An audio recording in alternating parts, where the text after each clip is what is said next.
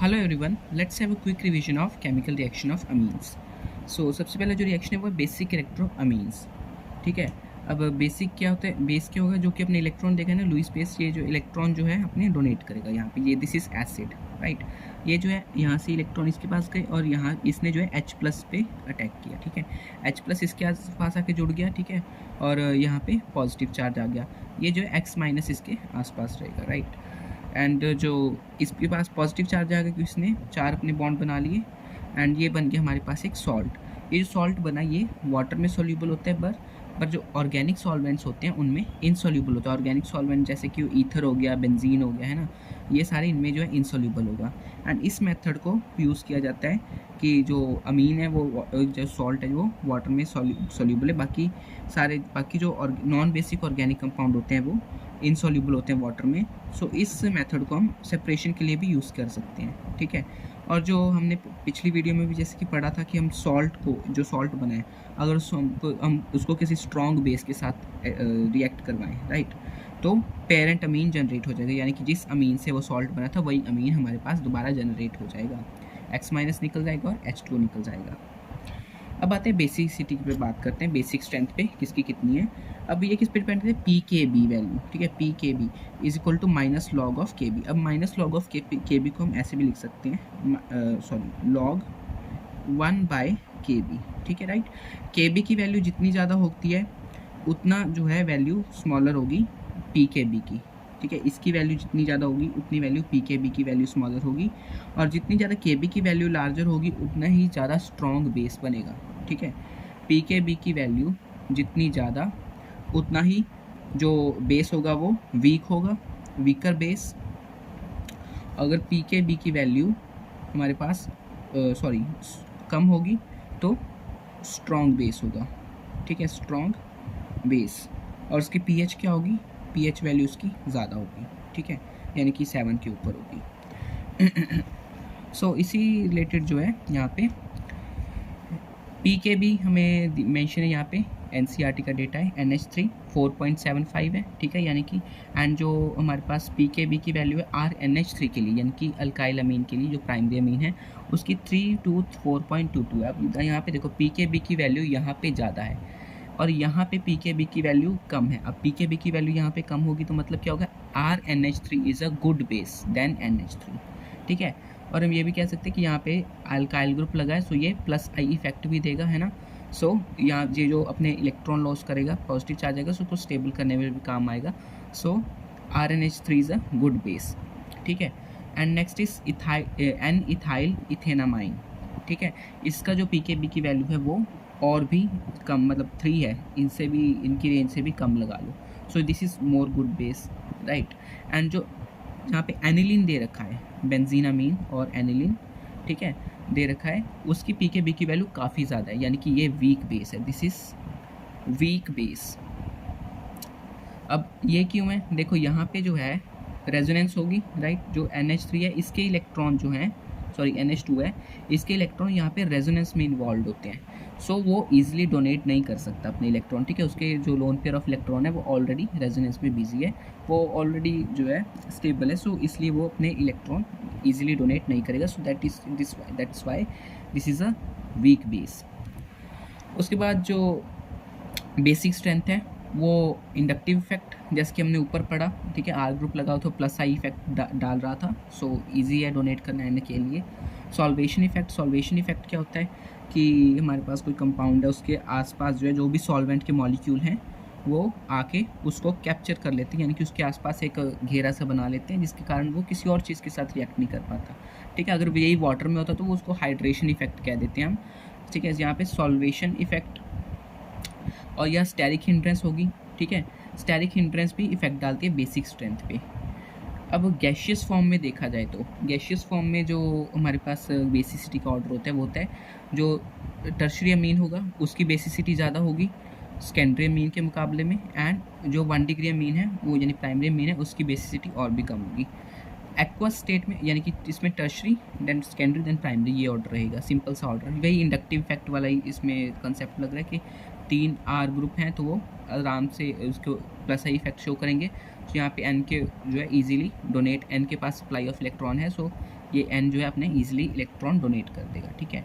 Aqueous state में अब इसमें जो थोड़ी बात नोट करने वाली है, जो मिथाइल ग्रुप, अगर आर जो है मिथाइल ग्रुप है तो ऑर्डर रहेगा 2 degree greater than 1 degree greater then 3 degree. अगर आर जो है इथाइल ग्रुप है तो ऑर्डर रहेगा 2 degree greater then 3 degree greater than 1 degree. अब इसको याद करने की एक ट्रिक है, ठीक है। मिथाइल है, उसमें कम नंबर ऑफ कार्बन है ना, कम कार्बन है इसमें, दिस इज स्मॉल मिथाइल है ना, छोटा है मॉलिक्यूल। अब ये देखो यहाँ पे क्या लिखा है, क्या दिख रहा है, ये 2 degree 1 degree 3 degree, this is 213, हम कह सकते हैं 213।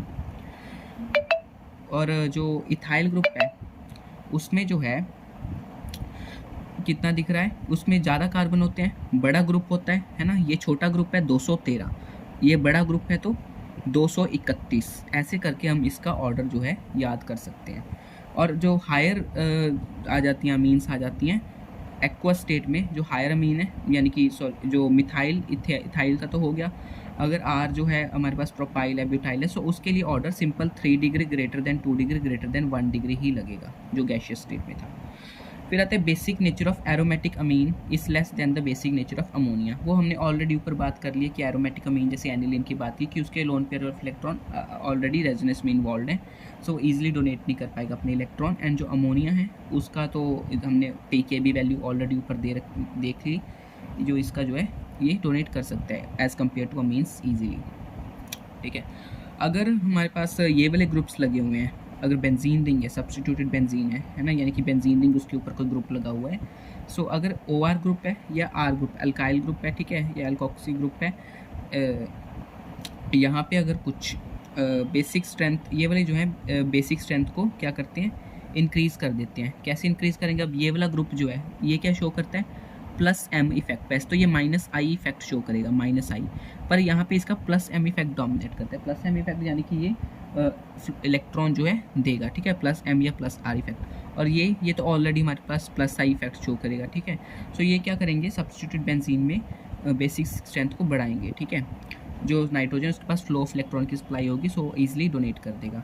एंड जो अगर इलेक्ट्रॉन विड्रॉइंग ग्रुप लगा हो कोई, लाइक नाइट्रो ग्रुप है, ठीक है, सल्फोनिक एसिड ग्रुप है, SO3H कार्बोक्सिलिक एसिड ग्रुप है, या -X है, ठीक है, ये क्या करेंगे, ये डिक्रीज़ करेंगे क्योंकि इलेक्ट्रॉन विड्रॉइंग है, ये ऑलरेडी इलेक्ट्रॉन जो है विड्रॉ कर लेंगे और नाइट्रोजन जो है ईजिली अपने इलेक्ट्रॉन डोनेट नहीं कर पाएगा। फिर आती है आगे एल्काइलेशन, फॉर्म्स एल्काइलेशन, अमीन्स की एल्काइलेशन, ठीक है।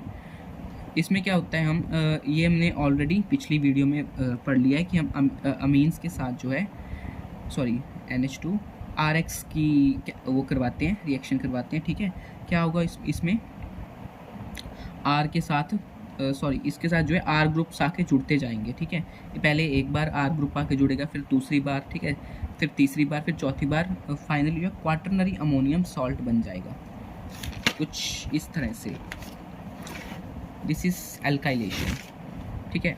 NH ग्रुप 3 के साथ RX आके जुड़ा, फिर हमारे पास एक R ग्रुप आ गया, फिर RX के साथ कराया 2 R ग्रुप आके जुड़ गए, फिर RX के साथ कराया 3 R ग्रुप आके जुड़ गए, सो क्वाटरनरी अमोनियम सॉल्ट बन गया। और ये न्यूक्लियोफिलिक सब्स्टिट्यूशन रिएक्शन होता है।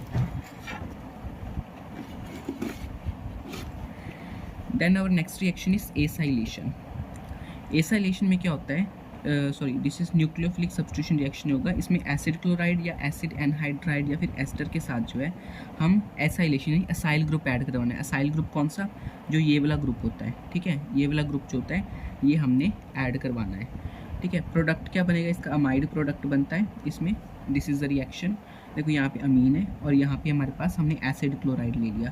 क्या होगा, यहाँ के जो 2 लोन पेयर ऑफ इलेक्ट्रॉन है ये कार्बोनिल कार्बन के साथ जाके जुड़ेंगे, और ये जो है ऊपर वाला ये जो 2 डबल बॉन्ड है, इसका एक बॉन्ड जो है O इलेक्ट्रोनेगेटिव है, O अपनी तरफ ले लेगा, ठीक है।